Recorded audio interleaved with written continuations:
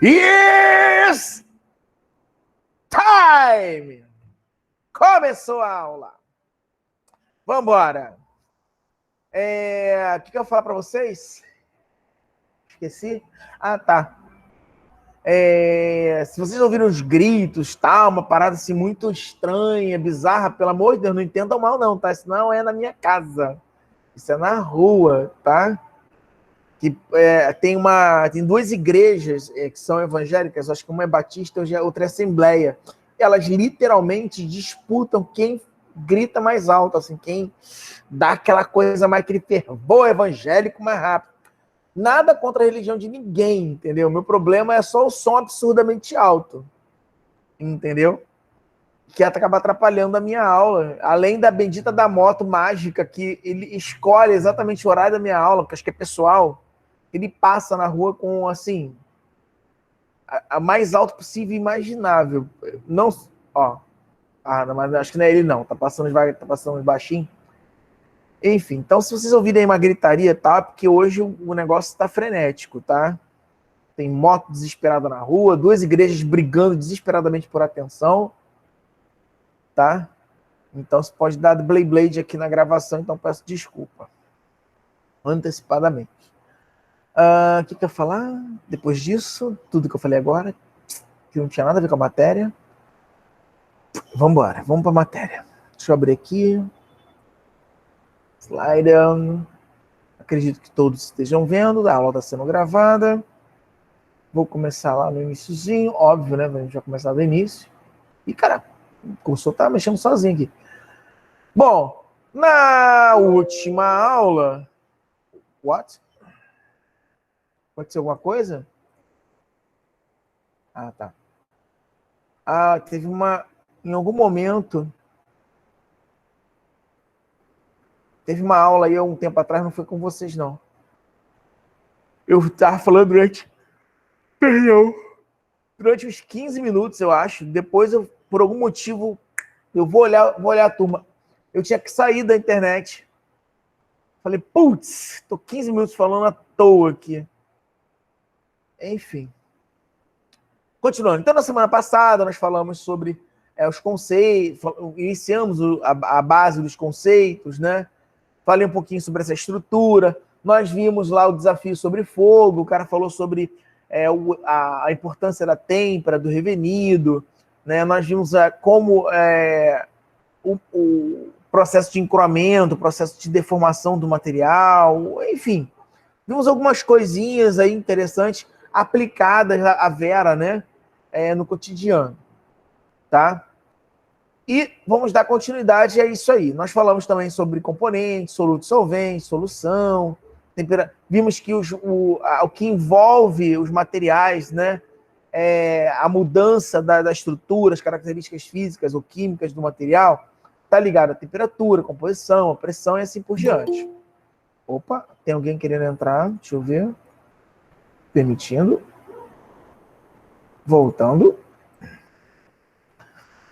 Vimos também, começamos a entender que existem regiões que se separam num diagrama, né? Uma região onde eu tenho um tipo de fase, uma estrutura característica, uma outra região que eu tenho um outro tipo de fase, uma outra estrutura característica, tá? Aí tem aqui da limite de solubilidade, né? Do açúcar, tal, enfim, que nós falamos um pouquinho na semana passada. Aí, vamos começar agora os conceitos básicos, bebê. Vamos falar sobre as fases, né? Não é fezes, tá, gente? Fases, as fases, tá? O que é uma fase? Uma fase, a grosso modo, tá? É um material, pode ser puro ou não, mas ele tem uma característica única, muito específica, muito única para aquele tipo de...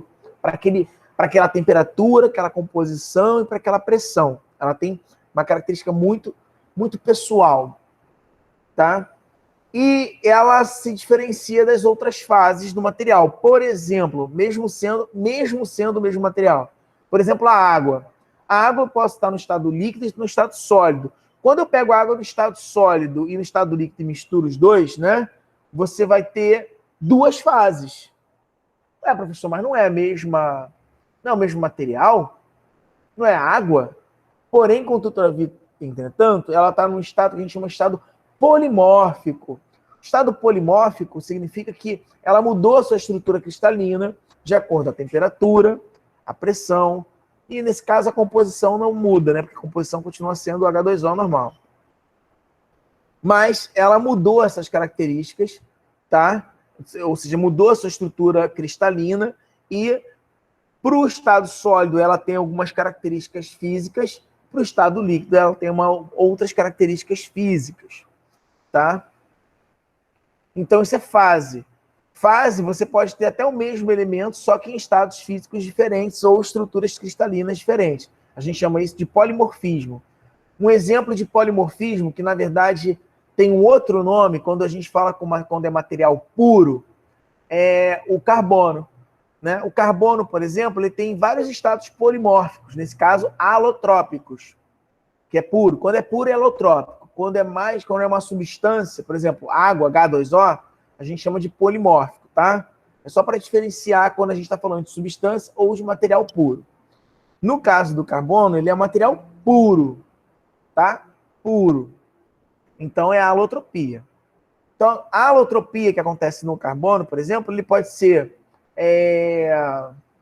carbono no formato, num formato estrutural que ele pode ser o diamante, que pode ser o carvão, que pode ser o grafite, que pode ser o grafeno, que pode ser o, acho que é tolueno, sabe? É um outro estado aí que parece uma esfera.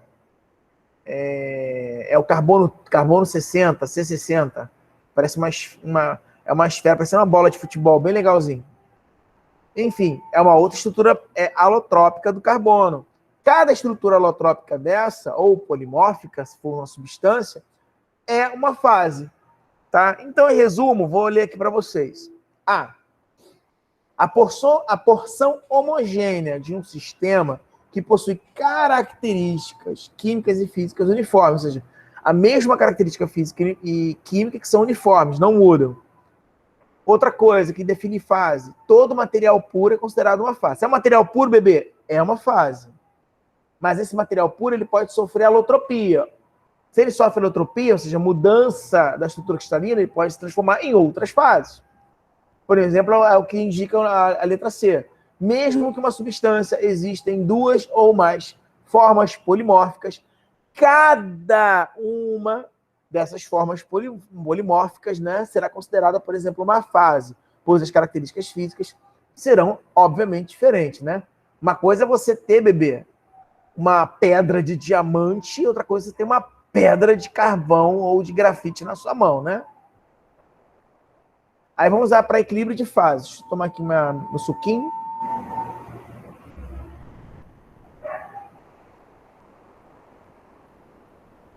Olhar o bico, senão eu não sobrevivo até o final.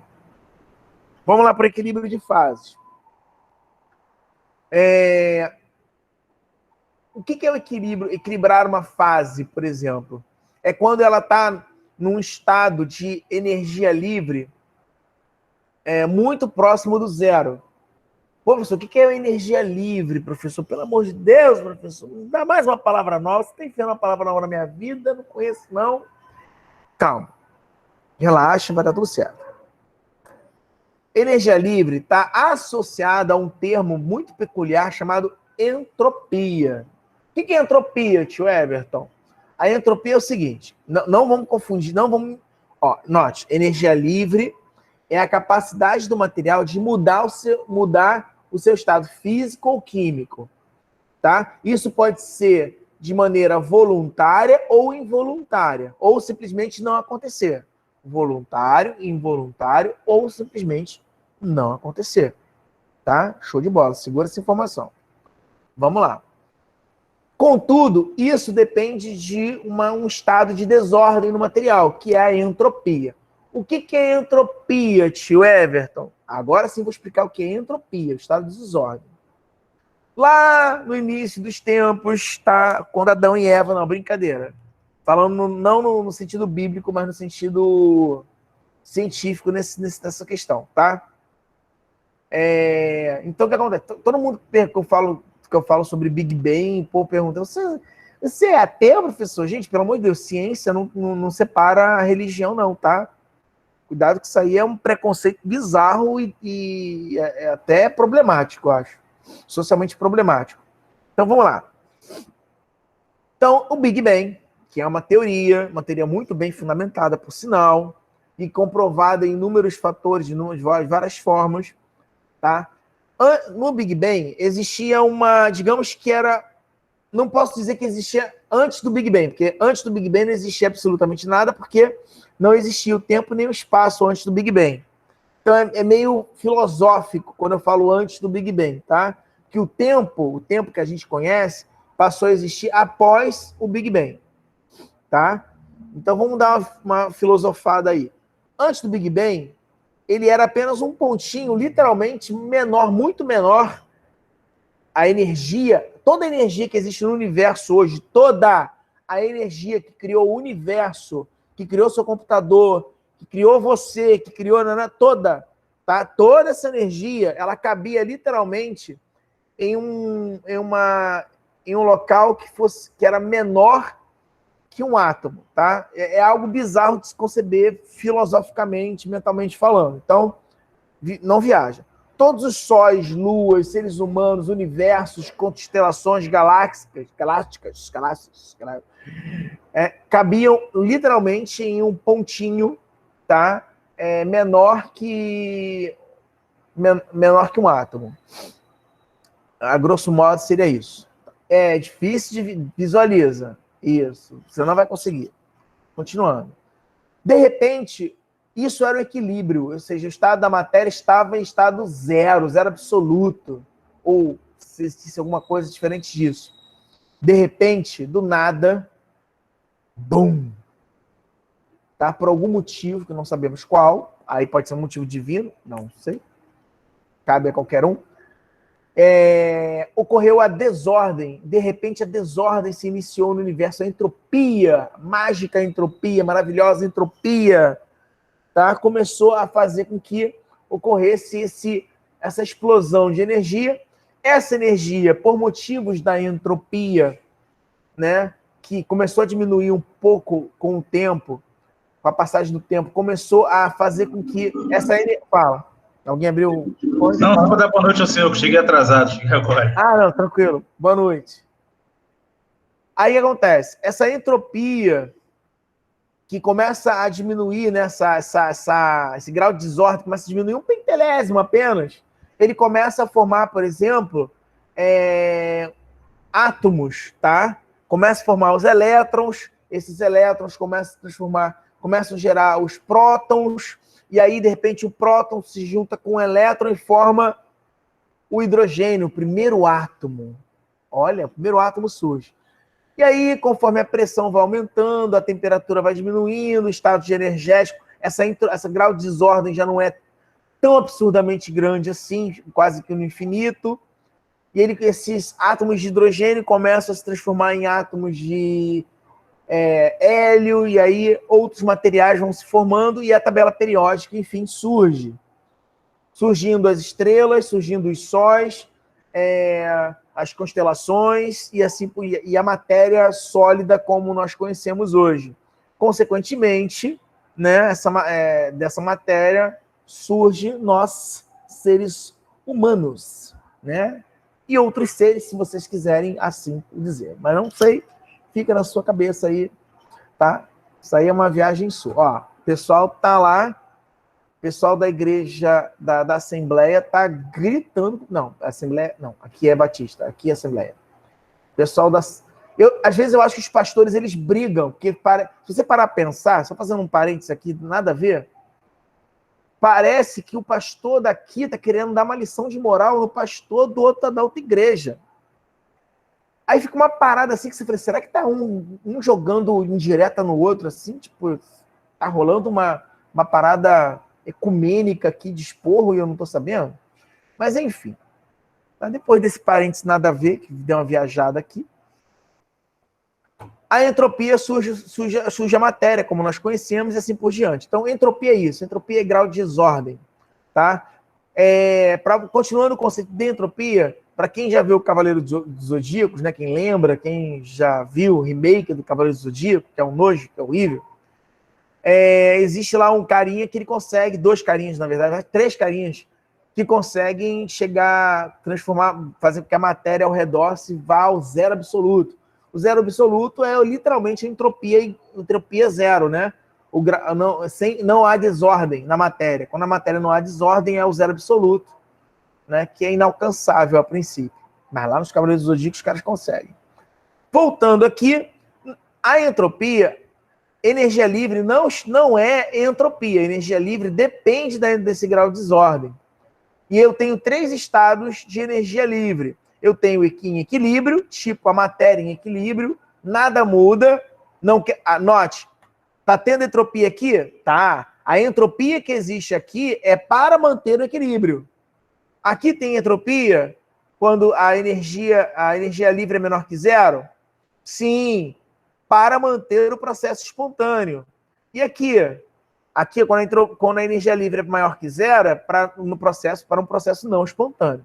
Professor, exemplos para o processo não espontâneo, espontâneo e sistema em equilíbrio.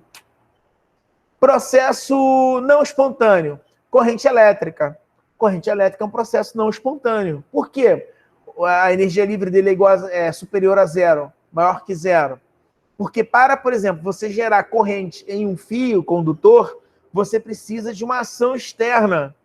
Tá? Se um fio tá parado no nada e de repente ele dá dando choque, corre e vai dar merda. É a mesma coisa de eu estar aqui conversando com vocês e de repente um livro sair da minha estante e começar a flutuar ali. Eu vou me cagar todo. Vou terminar minha aula, talvez, mas eu vou me cagar todo. Por exemplo, que isso aí é um processo não espontâneo, tá? Porque para que ocorra, você precisa de uma ação externa. Então, essa ação externa provavelmente é um poltergeist, um fenômeno aí paranormal, que eu não sei qual é. Já o processo espontâneo, onde a energia livre é menor que zero, lá do meio aí, essa do meio. O que rola? Por exemplo, queda d'água, né? A água caindo. O que mais que é um processo espontâneo? Fogo, né? Você botar fogo não, peraí. Processo espontâneo? Fogo não.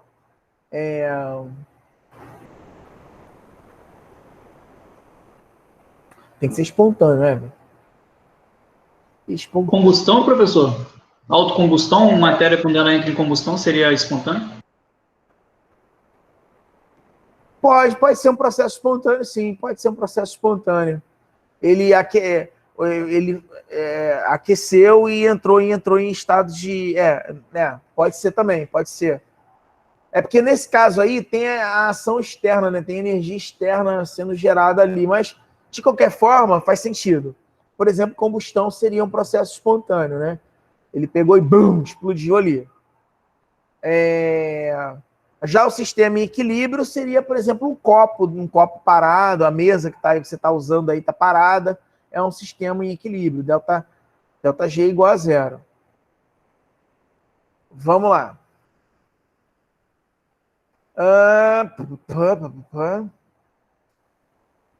Aqui, ó.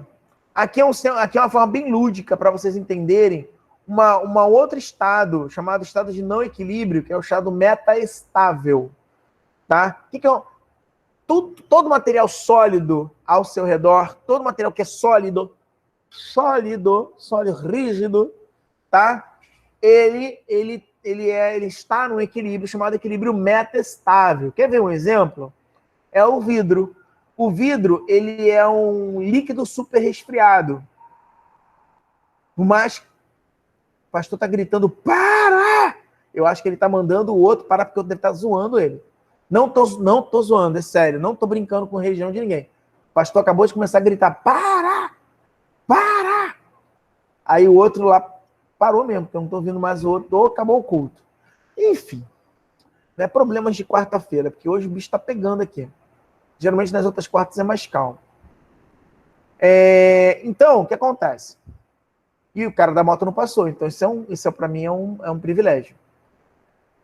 Então, o que acontece? O processo metaestável. Vamos pensar aqui no processo metaestável. como eu falei, do líquido, né, do vidro, que é um líquido, a gente chama ele de sólido, mas na verdade é um líquido super resfriado. Que, professor, como assim é um líquido? É um líquido, é viscoso, ele tem viscosidade.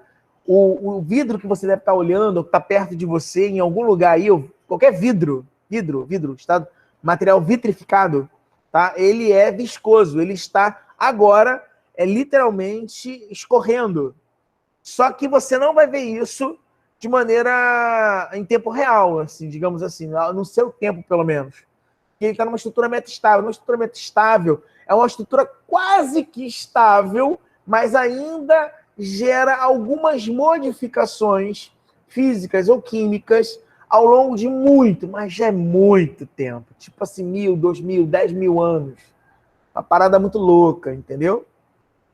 Nesse nível. Continuando, então, aqui, ó, olhando essa aqui, imagina que essas ondinhas aqui fossem estados de energia. Muita energia, baixa energia, muita energia, baixa energia. Note que para que eu coloque um objeto em condição instável, tá? Esse objeto está em condição instável. Eu preciso de muita energia. Imagina eu pegar, por exemplo, essa lapiseira aqui, tentar equilibrá-la em cima da minha mão. Ela está numa condição instável.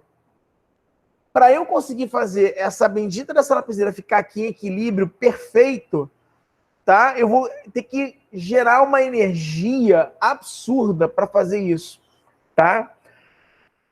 O extremo, que é o lado ao mais baixo aqui dessa curva, que é a condição estável, tá? Que é a condição de menor energia, que nesse caso aí é o copo que está na sua mesa, a caneta, o computador, o sofá, a mesa, sei lá, a televisão, não sei, tem gente que me vê pela televisão. Ó, tá famoso. Então, o que acontece? Ele está em equilíbrio estável. Contudo, o material em si, sólido que você está olhando, ele está no equilíbrio metaestável, tá? Porque ele está sofrendo, sim, algum tipo de alteração, só que de longo prazo, tá? Continuando aqui, deixa eu tomar um pouquinho aqui do meu líquido. Isso aqui não é cachaça não, tá, gente? É um suco de manga, provavelmente bem cancerígeno, que eu comprei de saquinho.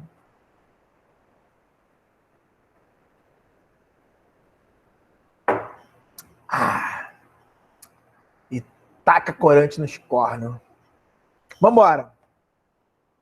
Diagramas de fase e em equilíbrio, tá? Nós paramos aqui com os conceitos básicos, agora vamos pular para o diagrama de fase, que é coisa pra caramba.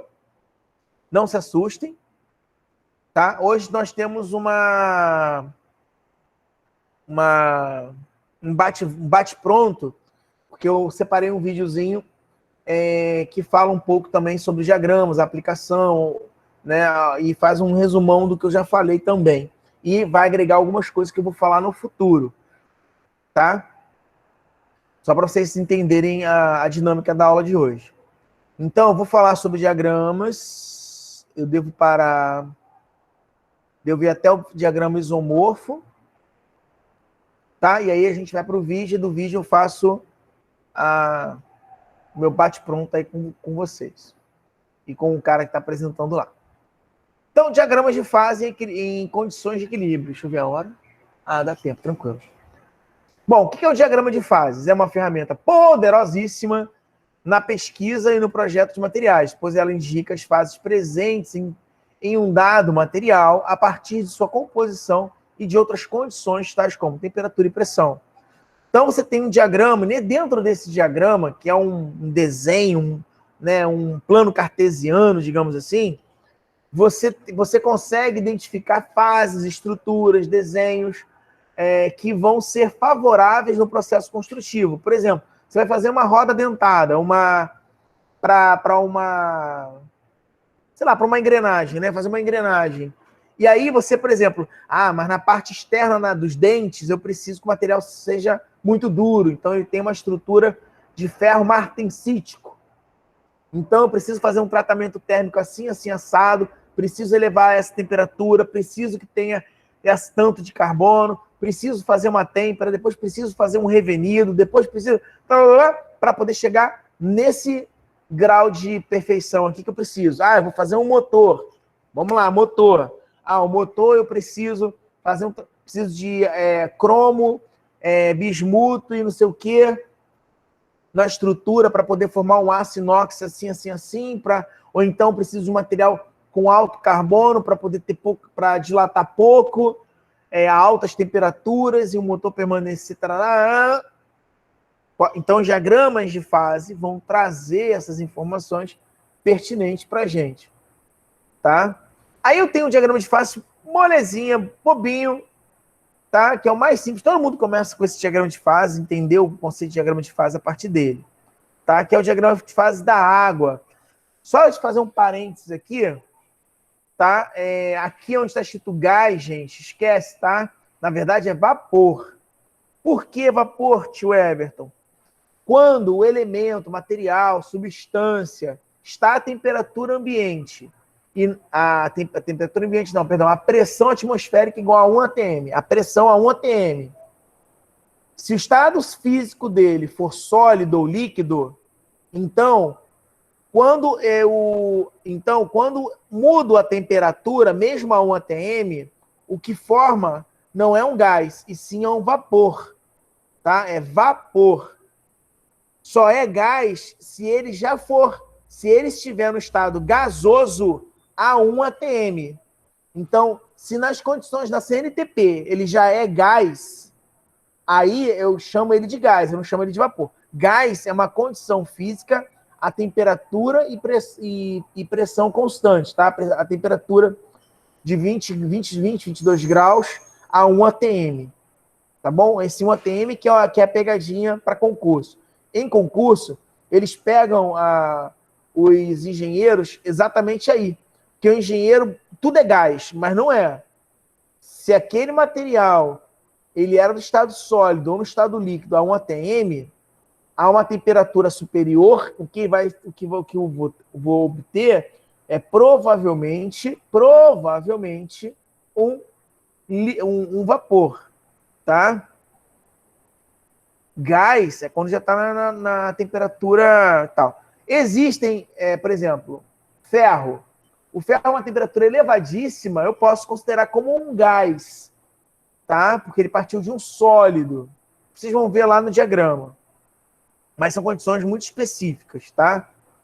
Aqui, ó, vamos lá, vamos olhar o diagrama em si, analisar esse diagrama. Então, onde está gás aqui, entende-se como vapor, tá? Aqui eu tenho um ponto chamado ponto triplo. Esse ponto triplo é aquele pontinho mágico de relação entre a pressão e a temperatura que ferra quando a gente coloca, por exemplo, um refrigerante, uma garrafa de refrigerante, uma garrafa de cerveja, sei lá, geralmente cerveja, não sei se outra bebida alcoólica faz isso. Mas aí você, geralmente, bebidas gaseificadas, né? Que tem uma pressão relativamente alta lá dentro. A pressão está muito alta. Tá? A pressão está muito alta. Aí o que acontece? Você botou o teu refrigerante ou tua bebida gaseificada, tá, no estado líquido dentro da geladeira. Pô, show de bola. Tá? Botou lá dentro da geladeira. E aí ele começou a esfriar. Ó, ele veio para cá. Ó, tá esfriando. Por acaso, na geladeira, só de sacanagem, naquela pressão e aquela temperatura, aquela teu refrigerante, ou seja lá o que for, está exatamente no ponto triplo. Olha que merda. Olha a merda rala acontecendo. Está no ponto triplo. Quando você tira... Olha só, no ponto triplo, se ele veio do líquido, você vai olhar para ele vai estar líquido lá dentro. Se ele vier do sólido, ele vai estar sólido. Se ele vier do gás, ele vai estar gás. Então ele veio do líquido. Então lá dentro tá líquido. Aí tu pega devagarzinho com aquele cagaço e encosta na mesa. Quando você encosta na mesa, dá aquela batidinha ou então toca no meio da... Porque sempre tem um ser humano demoniado que você pede para poder pegar o refrigerante, aí ele pega no meio do refrigerante, assim, pá! Ele ou ela, sei lá já quem for, a maldita ou a maldita, pega no meio, ou então pega o refrigerante assim e taca na pia ou taca na mesa. E aí o que acontece? Você está doando energia. E essa energia faz com que ele pule do estado líquido para o estado sólido. Ele vem para cá. Por quê? Porque quando ele bateu, você bateu na mesa, você aumentou a pressão um pentelésimo para ele sair do estado líquido que ele se encontrava e ir para o estado sólido. Você mudou a pressão interna. Ou quando você botou a mão, ou quando você tocou, bateu aquele objeto, né, em algum lugar. Isso aí é muito comum com a cerveja, professor. Com a cerveja, refrigerante também. Filha da mãe sempre pega no meio da garrafa ou dá aquele peteleco na garrafa, a garrafa na hora congela. Só de sacanagem. Acabou a cerveja. Porque tá o quê? Tá no ponto líquido. A pressão por que pareça, algum mestre cervejeiro, alguma empresa, ou a Ambev, só de sacanagem, e também Coca-Cola, seja lá quem for, só de zoeira, falou assim, vou deixar na pressão exata, a temperatura exata que fica o congelador, a 2 graus, e a essa pressão aqui interna, que é exatamente, gente, eu não estou zoando, é exatamente a pressão ideal que eles colocam, é exatamente a pressão e a temperatura que se encontram, que aquele líquido, a cerveja, o refrigerante, se encontram no ponto triplo, tá? E aí, como ela tá líquida, qualquer batidinha, qualquer porradinha, ela pum, a pressão sobe um pentelésimo e você já se encontra no estado sólido. Aí vem o negócio, virando sólido. É uma merda. Mas como um bom gordinho que eu sou, eu não jogo fora e eu dou um jeito de beber aquele negócio, mesmo de algar já foi todo embora, tô nem aí, tô gordo, é inferno, vai. Ai, vou bebo minha merda. Continuando, crianças, continuando. Aqui, ó, agora vamos para a parada mais a vera, né? Já saímos da água, né? Agora vamos para o diagrama do ferro puro, aonde ele sofre um processo de alotropia, né? A alotropia é um do estado da estrutura cristalina, ó. CCC, CFC, depois CCC de novo, mas só com uma outra característica. O macete para o diagrama de fase do ferro, nesse caso, é o seguinte. Nessa regiãozinha que ele se encontra, a região alfa que ele se encontra, que é o ferro com estrutura cúbica de corpo centrado, você não consegue colocar carbono. Se você precisar colocar carbono na estrutura para deixar o ferro mais duro, você precisa fazer o quê? Você precisa aumentar a temperatura acima de 910, entre 910 a 1394. A 910 a 1394. Nessa região aqui, lembra que o cara falou? É o vermelho cereja. Então, nessa região aqui, por essa estrutura cristalina, só para fazer um parênteses, essa estrutura cristalina, naturalmente, ela é muito apertadinha, tá? Seria impossível você enfiar carbono ali dentro. Mas, contudo, todavia, entretanto, no entanto, a essa temperatura, essa estrutura cristalina, ela se expande, né? Os átomos estão mais afastados. E aí o carbono que está lá dentro, ele começa a entrar lá dentro. Puft, puft, puft, puft, puft, puft, puft. Se você colocar uma temperatura superior a essa, você volta para o CCC e no CCC o carbono pode começar a ser expulso. Então não é interessante. Você tem que manter nessa região aqui, tá? E aí, professor, como é que eu faço? Olha só, se eu esfriar devagarinho, eu vou conseguir manter esse carbono lá dentro? Claro que não, o carbono vai sair de novo. O que você vai fazer? Têmpera. Você vai fazer o processo de têmpera. No processo de têmpera, né, você vai guardar esse carbono, ou seja, essa estrutura aqui, ela vai diminuir, né? Ela vai ficar mais apertadinha. Mas ela vai se reter todo o carbono, ou seja, você vai ter uma estrutura muito mais rígida. Consequentemente, macroscopicamente falando, você vai ter um ferro com um alto teor de carbono, digamos assim, né, contido na sua estrutura, e um ferro muito duro, né? Um aço muito duro, com bastante dureza. Enfim. Note que aqui, ó, nós temos gás também, ó, gás, ó, ferro gás, tá? Eu posso chamar, na verdade, de vapor, né, e não gás, tá? Aqui eu posso tranquilamente chamar de vapor, sem problema algum, tá? É porque acontece, eu retirei isso aqui de um texto em inglês, né? Então lá eles metem gás em tudo, assim, gás, vapor, é tudo a mesma tradução. Às vezes eles não fazem essa separação, que eu acho que é um equívoco, mas vida que segue. Tá? Continuando, que mais para explicação? Tá. Note que é tudo a 1 atm, tá? A 1 atm, ó, 1 atm, 1 atm, a temperatura está aumentando. Ah, professor, eu quero gás, eu quero esse ferro gás a 1 atm. Pô, cara, a temperatura que você vai ter que trabalhar com ele é absurdamente alta, tá? Se você já está a 1538 aqui, ó, essa curvinha aqui, eu acho que ela não chega quase, não, ela chega muito próximo, mas acho que não chega a passar, não. Se passa tipo a 4.000 graus, 3.000 graus, uma parada muito alta, para o ferro começar a ir para o estado de vapor, né? Que deve ser uma delícia. Imagina você respirar vapor de ferro. A morte. Agora vamos aqui. Aí falamos sobre diagramas e tal, né? Temos o diagrama binário isomorfo. Binário por quê? Porque eu tenho dois materiais, né? Que é o cobre e o níquel. O cobre e o níquel é muito utilizado nas placas de circuito integrado, né? Para corrente, porque ele... deixa eu mosquito aqui. Para corrente por causa do... ele é muito macio, muito mole, então é fácil de você conseguir fazer toda aquela distribuição que tem na placa de circuito integrado, tá? Cobre e níquel. Se fosse para condução de corrente em casa, né, os fios, né, condutores, muito provavelmente seria cobre e alumínio, tá bom? Aqui é um sistema binário. Aqui eu mostro 3 fases, tá? E 2 fases e 3 regiões. Aqui eu tenho a fase 1, a fase líquida. Aqui eu tenho uma fase alfa mais líquido. E aqui eu tenho uma fase alfa. Essa fase alfa é uma fase sólida. E essa fase sólida, ela pode ter várias composições diferentes a temperaturas diferentes. Tá? A pressões também diferentes. Enfim. Vamos... Entenda que isso aqui está... Oi? Essa parte do alfa mais o líquido seria a cristalização do material? Vamos ver isso agora. Vamos ver exatamente isso agora, tá? Vamos andar devagarinho. Aqui eu tenho o líquido, e aí eu tenho uma linha aqui, ó, chamada linha líquidos, porque ela vem do líquido. E eu tenho uma outra linha aqui, que é a linha sólidos, porque ela vai para o sólido.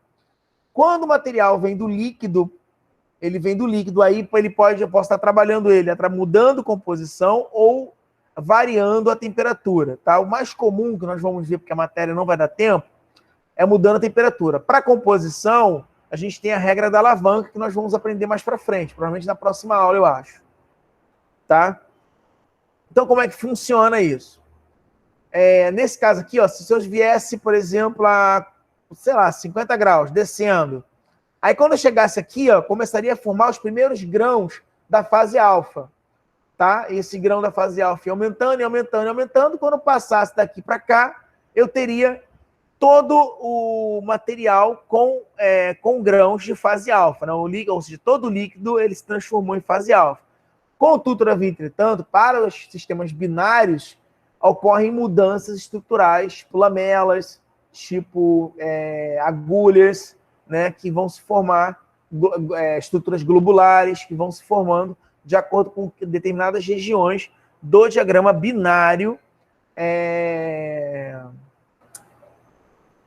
Meu Deus, diagrama binário, diagrama de fases binário, né? E não diagrama isomorfo.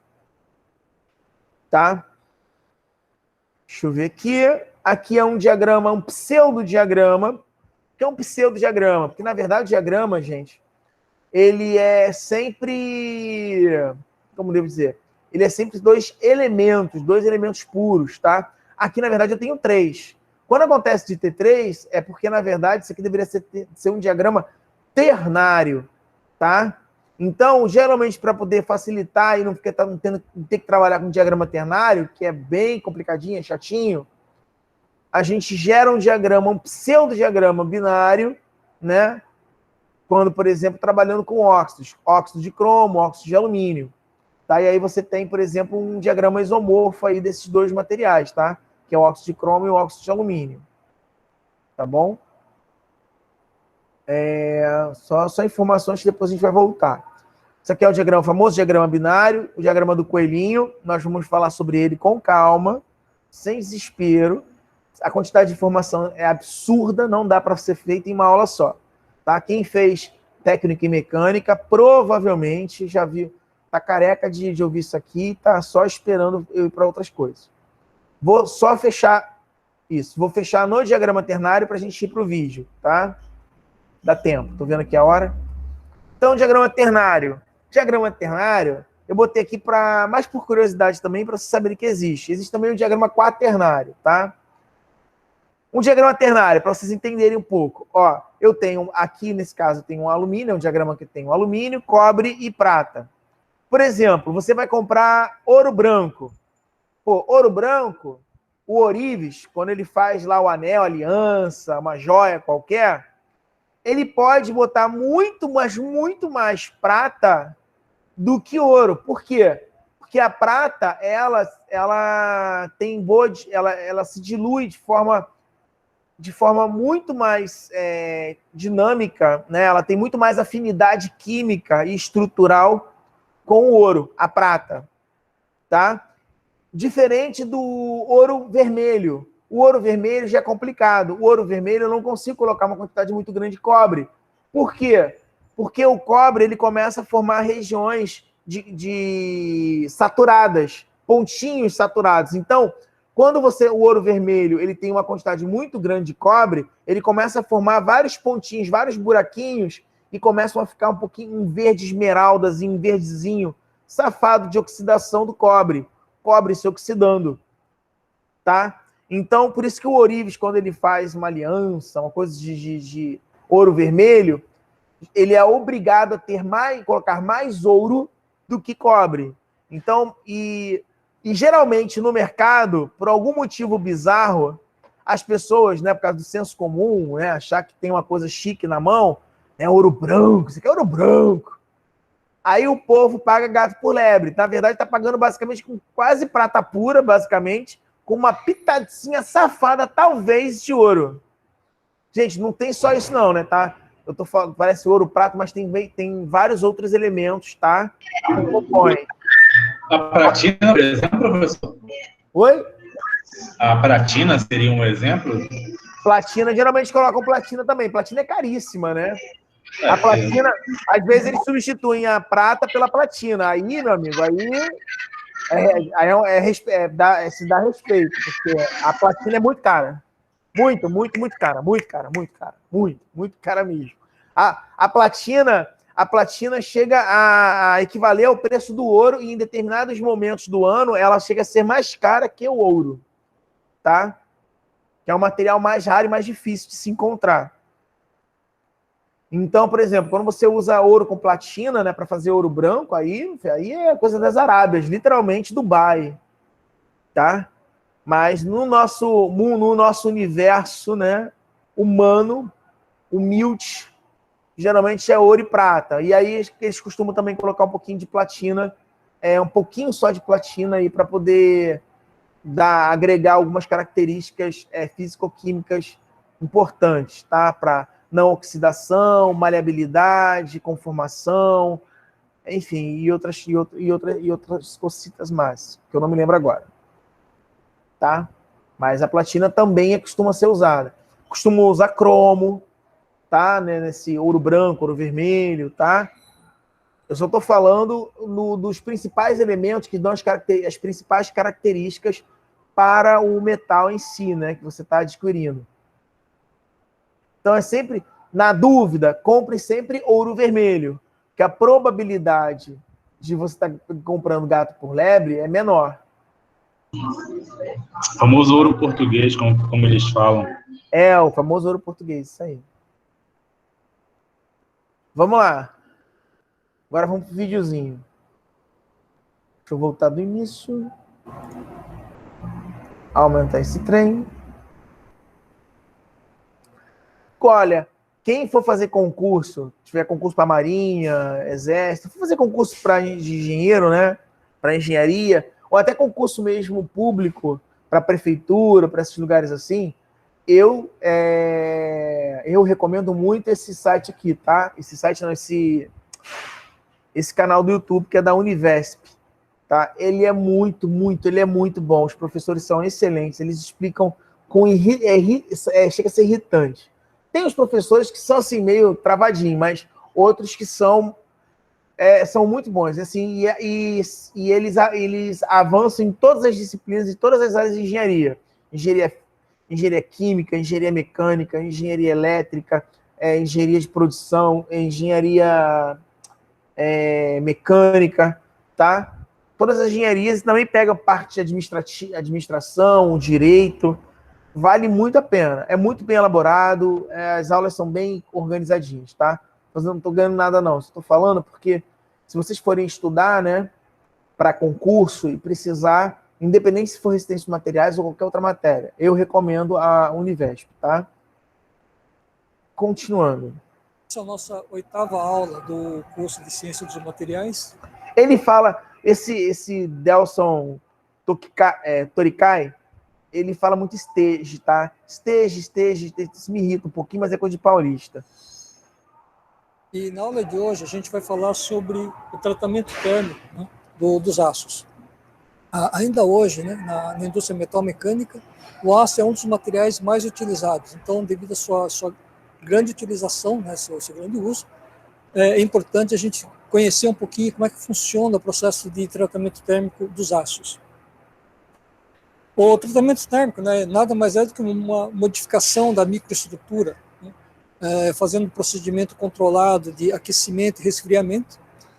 E diferente do que acontece, por exemplo, com os vidros que a gente viu na aula passada, né, que a gente consegue criar uma dureza superficial, uma tensão superficial, fazendo só um aquecimento e resfriamento brusco, né, então por diferença de dilatação térmica, a gente consegue criar essa tensão térmica no material, e essa tensão térmica ele acaba, então, aumentando a dureza da superfície do material.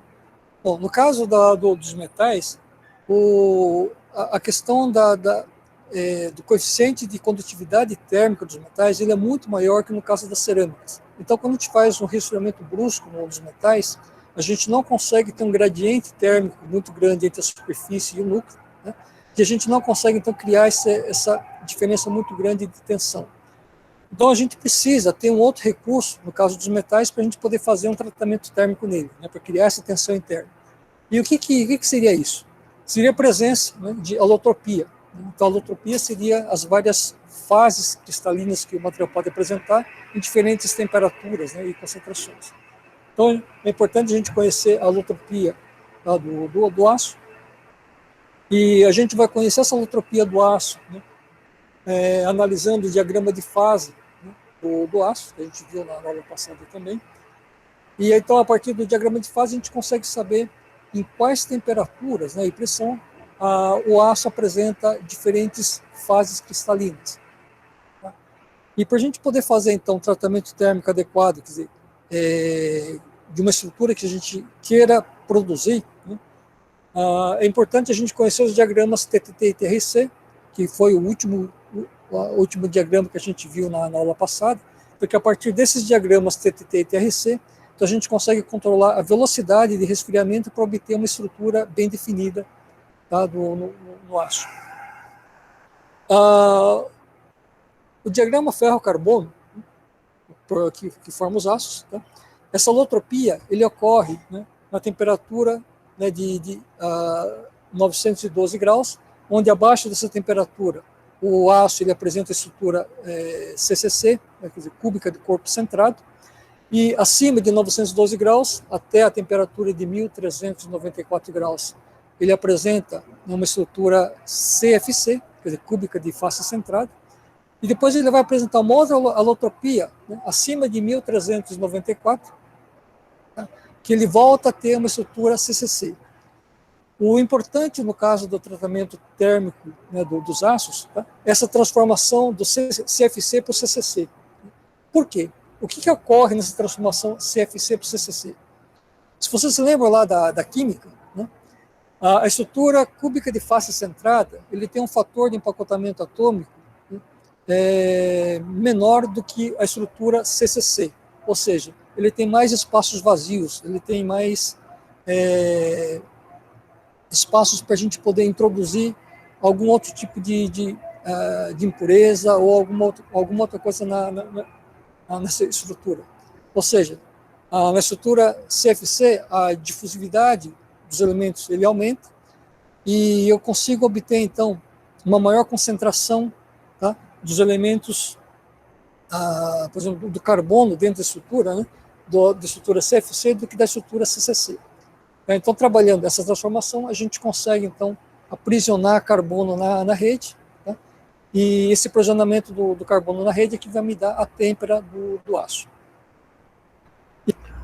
Então, ou seja, eu vou temperar o aço a essa temperatura, e quando eu temperar o aço, eu vou conseguir guardar esse carbono lá dentro. É isso que ele quer dizer. E uma coisa que é importante também no caso dos aços, né, é que esse diagrama ferro-carbono, essa estrutura ferro-carbono, ele apresenta várias microestruturas diferentes dependendo da concentração de carbono. Então ele pode ser ferrita, cementita, perlita, austenita, bainita, martensita. Então, isso aqui a gente já viu lá. Ó. O que ele está falando ali é exatamente isso aqui que eu apresentei para vocês lá no início. Isso aqui, apresentando esse desenhozinho aqui, ó. Esse desenho esse microscopia eletrônica de varredura. Então, isso aqui é uma estrutura, acho que se eu não me engano, é uma estrutura perlítica. Por que eu sei que é perlítica? Por causa dessas lamelas e dessas duas fases que estão surgindo com essa característica. Então, essa estrutura que vocês estão vendo, cada grão aqui, ó, cada desenhozinho desse aqui, tá? É a estrutura em si, tá? E ela tem uma característica específica, essa estrutura, que é a estrutura perlítica. Tem um caminho que ela seguiu para chegar com esse design de grão, né? Com esse projeto de grão, digamos assim, tá? Aí você vai ter uma que é baianita, martensita globular, tá? Perlítica e assim por diante. Então vai ter desenhos diferentes, né, nos seus grãos e que vão ter respostas químicas e mecânicas diferentes também. Então ele tem uma série de estruturas, né, de microestruturas diferenciadas e cada uma com propriedades próprias, né, só variando a concentração de carbono. Então isso é um fator importante na têmpera do aço. E dos tratamentos térmicos que a gente faz no aço, né, existem alguns tratamentos padronizados, né, que a gente chama, que é o tratamento de recozimento, tratamento de normalização, o tratamento de têmpera, né, o tratamento de austêmpera e o revenimento. Então a gente vai ver aí ao longo da aula de hoje o que vem a ser esses tratamentos, as diferenças que tem entre um e outro. Se vocês lembram lá do diagrama de fase do material... Dá uma paradinha. Tá, olha só, isso é o que vai cair na prova, por exemplo, tá? Isso é uma coisa que vai cair na prova com certeza absoluta. Eu vou desenhar um diagrama, vou projetar um diagrama para vocês, apresentar um diagrama, e vou traçar uma linha de composição. Nessa linha de composição, eu vou pedir para que vocês desenhem, tá? Como a estrutura cristalina ela se forma. Para cada ponto aqui desse diagrama de fases, eu tenho um tipo de estrutura cristalina, um desenho, um projeto, tá? De acordo com a fase e o caminho que ele segue, tá? Ele vai mostrar para vocês, por exemplo, esse caminho aqui, ó, quando você vem, quando você está numa estrutura hipoeutética, a gente vai hipoeutética, hipereutética, eutética, a gente vai falar isso no futuro, tá? São nomes que eu estou falando agora só para poder já se tornar algo comum na cabeça de vocês aí, tá? Mas não importa. Nessa região aqui, ele vai mostrar para vocês, ó, vem da região líquida, aí de repente, quando eu passo desse ponto aqui, ó, da linha sólida, da linha líquidos, eu começo a formar ilhas ou grãos, tá? Começo a formar os primeiros grãozinhos, a energia que em determinados pontos daquele líquido é tão baixa que ele começa a formar os grãos sólidos. E esses grãos eles começam a crescer, a aumentar cada vez mais. Só que não o suficiente para todo o grão crescer em todo o material. Ou seja, essa região líquida, essa região aqui ó, ao redor do grão, ainda é líquida. Em um momento no qual a temperatura já muda a fase para o estado sólido do material. Quando isso acontece, o que é líquido aqui acaba se transformando nessas lamelas aqui, ó, são estruturas chamadas de estruturas lamelares. Então formam-se grãos aonde era o líquido só que com estruturas lamelares. Então, você tem essa característica final quando você vem por esse caminho. Quando vem, por exemplo, pelo eutético é a melhor opção, é o ideal. Geralmente é utilizado para processo de fundição, por exemplo. Tá? Quando você precisa ter o ferro no estado líquido e precisa verter dentro de um molde para poder dar forma de um... Por exemplo, nós, talvez dê tempo de falar, não sei, espero, fazer conformação em areia, por exemplo, né? Utilizando moldes de areia, fundição por areia, né? É um exemplo. Então, você vai verter lá dentro do líquido, dentro daquele molde, e aí você tem, logo que ele solidifica, você tem o de projeto que você quase pronto, né? A fase primária do teu projeto. Isso geralmente acontece nessa região, ó, que é a região de menor energia, onde você consegue uma temperatura relativamente baixa e já sai da região líquida para a região sólida, tá? Para o sólido. E aí, nessa região aqui, você tem essa característica. Oi, fala. Esses bustos que bota assim na cara do sujeito, é feito assim? Busto? Imagem assim, negócio de ferro. Bota lá na entrada do museu, na entrada do... Como é que eu falo o nome?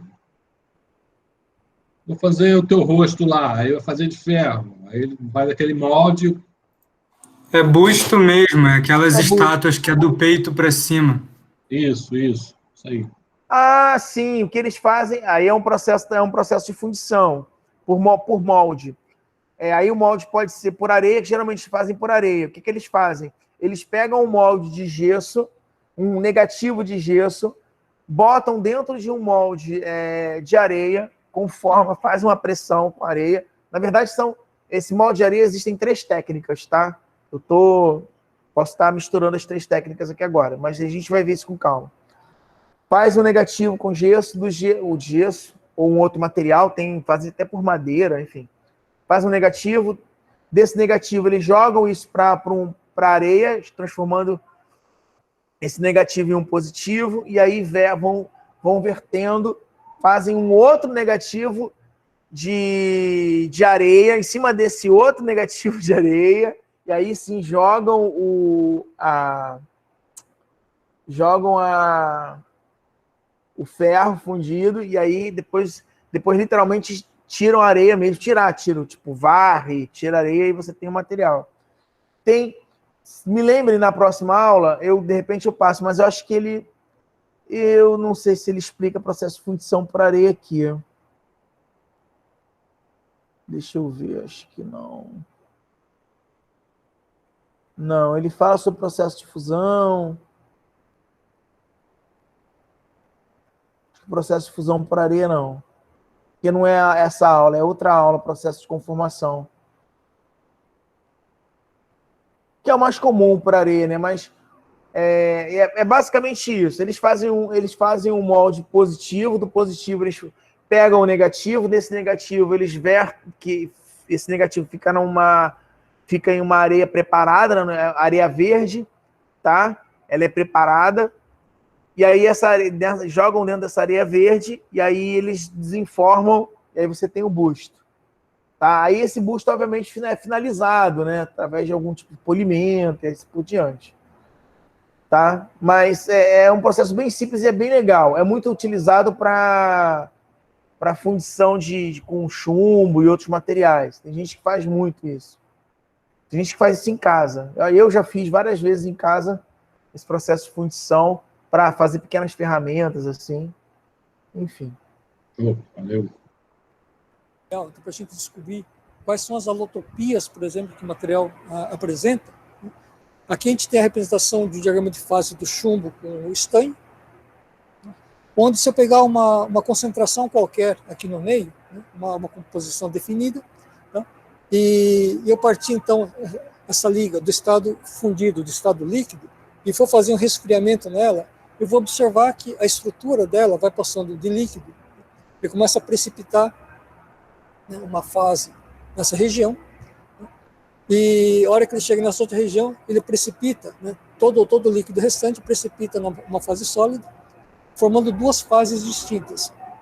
Então a gente consegue observar, por exemplo, nesse tipo de diagrama aqui, para uma certa composição, que tipo de estrutura, né, de fases eu tenho e quais temperaturas ele apresenta. Então, esse é um dado importante para a gente poder fazer o tratamento térmico. Aqui só para mostrar um exemplo de como é que fica a microestrutura do aço quando a gente tem uma estrutura de ferrita, né? Aqui é uma mistura de ferrita mais perlita, onde a gente tem a ferrita nessa fase mais clara e a perlita na fase mais escura. Tá? Temos aqui uma estrutura de martensita, né, que na verdade a martensita é uma estrutura com excesso de carbono que fica tudo distorcido. Tá?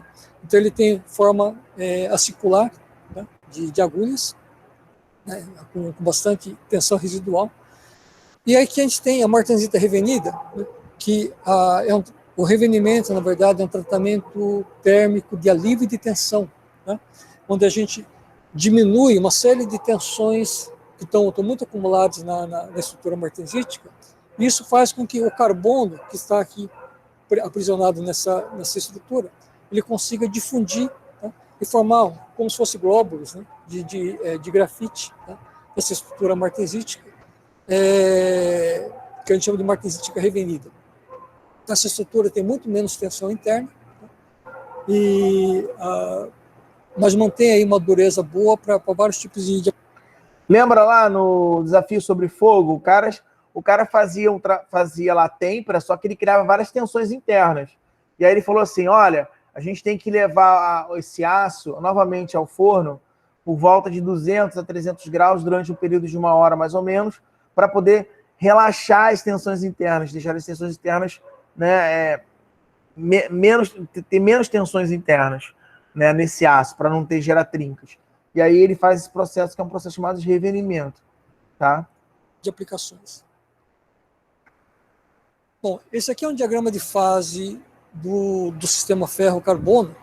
Bom, e por algum motivo bizarro, o pessoal da engenharia mecânica chama esse diagrama aqui de diagrama do pica-pau, tá? Por causa da cabeça aqui, que eles dizem que parece um pica-pau. Como o outro, eles dizem que é o diagrama do coelhinho. Coelhinho, isso é coisa de engenharia mecânica. Engenharia mecânica é meio esquisito mesmo. Então ele fala diagrama do coelhinho, esse aqui é o diagrama do pica-pau. Bom, enfim. Aí, o diagrama do pica-pau, tá? Que é o diagrama do ferro-carbono. Note que o ferro, nesse caso, perdão, o carbono ele só vai até 6,7%, ele não passa disso, tá? Aí por que não vai até 100 como os outros materiais, né? Que todos os materiais vão de 0 a 100, todas as composições, né, dos dois elementos. Porque, na verdade, não é necessário se trabalhar com valores superiores a 6,7 carbono, porque o carbono, a partir dessa quantidade, dessa porcentagem, ele começa a formar regiões com grafite, tá? Ou, enfim, grafite. Começa a agregar grafite, pontos de grafite na estrutura, e o grafite deixa a estrutura extremamente fraca, né? E debilitada. Então, você não consegue trabalhar com esse tipo de material, tá? Então, 6,7 é um limite. O melhor aço mesmo, o aço melhor para se trabalhar, que é mais comum na indústria metalúrgica, siderúrgica, né, e de aciaria, tá? É o aço com até 2 a 2,1%. O aço fundido, ferro fundido, que a gente costuma usar para fazer motor de carro, fazer banco de praça, fazer, por exemplo, instrumentos como martelo, bigorna, enfim, estruturas mais robustas que precisam de um grande grau de dureza, trabalham geralmente nessa região aqui entre 3 e 5 por aí. Ele vai explicar com um pouco mais de detalhe agora. E normalmente esse diagrama de fase de uma ferro-carbono a gente representa só até os 6,7% de carbono, né, que a partir dos 6,7% a estrutura ela praticamente mantém a mesma, de cementita mais glóbulos de grafite, né, precipitado, onde a gente vai só aumentando a quantidade de grafite no material. E como começa a aumentar muito a quantidade de grafite, em termos de propriedade mecânica, né, ele acaba deteriorando um pouco a propriedade mecânica do aço, então a gente não faz muito uso, né, de aços, né, com uma concentração muito maior que os 6,7% de carbono. O aço que a gente trabalha, tá, normalmente é um aço que ele vai trabalha nessa região entre 0,02% de carbono até 2,1% de carbono. Né? E aqui a gente tem, nesse ponto, né, onde eu tenho aqui uma fase sólida, né, que abaixando a temperatura, nesse ponto ele transforma em outra fase. Tá? Então eu tenho uma modificação, uma transformação de fase, né, são fases sólidas, tá? Que a gente chama de ponto eutetoide. Tá? Aqui na concentração de carbono de 0,76% de carbono. A partir de 2%, né, de carbono, que eu tenho uma quantidade grande de carbono já na estrutura, eu trabalho só com ferros fundidos. Tá? Então, a partir daqui, eu tenho ferro fundido. Só que a grande maioria do ferro fundido, eu trabalho geralmente em concentração de carbono, né, acima de 3%, até da ordem de 5% de carbono. Por que isso? Bom, no caso do ferro fundido, né, ele apresenta um ponto, né, eutético, né, aqui em 4,3% de carbono. Se vocês lembram lá do que foi comentado do ponto eutético, tá, é que eu tenho uma fase líquida que transforma em sólido. Tá? E o ponto eutético é o ponto de concentração, né, onde eu tenho, com menor temperatura, eu consigo atingir a região fundida do material, de fundir esse material. Então, como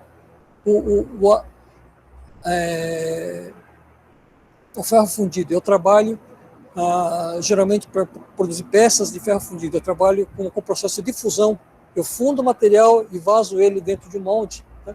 Eu tenho que atingir essa temperatura alta de fusão do material. Então, se eu trabalhar próximo do ponto eutético, eu vou ter aí a menor temperatura para a gente poder atingir essa liquidez do material. Então, isso me economiza, tá, em termos de processamento do ferro fundido. Esse aqui já é um diagrama TTT, né, um diagrama de transformação, levando em consideração o tempo, onde, se vocês lembram do que a gente comentou na aula passada, para cada mistura ou para cada composição química de aço ou de metal, eu tenho um diagrama desse específico. Não vamos continuar nesse, que nós vamos. Esse aqui é mais lá para o finalzinho da matéria e esse dá para explicar sem necessidade das outras informações, tá? Esse aqui é um diagrama de tratamento térmico, né? De temperatura, tempo e temperatura, tempo e tratamento. Enfim, transformação, temperatura, tempo e transformação, tá? Não vamos falar nele agora. Eu espero que dê tempo, porque ele é bem legal, porque ele vai falar sobre o processo de austenização, a fase perlita, martensita e tal, tá? Então a gente para por aqui, tá? Ok? Alguma pergunta, alguma dúvida, algo a se tirar? Ok. Não? Show. Posso terminar a aula? Todos concordam? Alguém é contra? Que nada. Que nada o quê? Que nada continua? Que nada pode parar a aula? Que nada pode parar a aula. Ah, então tá bom. Que nada pode parar a aula. Ai, meu Deus do céu. Nada pode parar a aula, isso aí. Vou virar a noite dando aula agora. Da interpretação, né, bicho? Tá vendo? Tudo é interpretação. Bom, gente, boa noite. Então, nos vemos na próxima semana. Vamos dar continuidade dessa pendenga. Que coisa pra caramba. Então, um beijo e um queijo do tio Everton. Deixa eu parar. Boa noite, gente. Fica com Deus. Tirar aqui a gravação.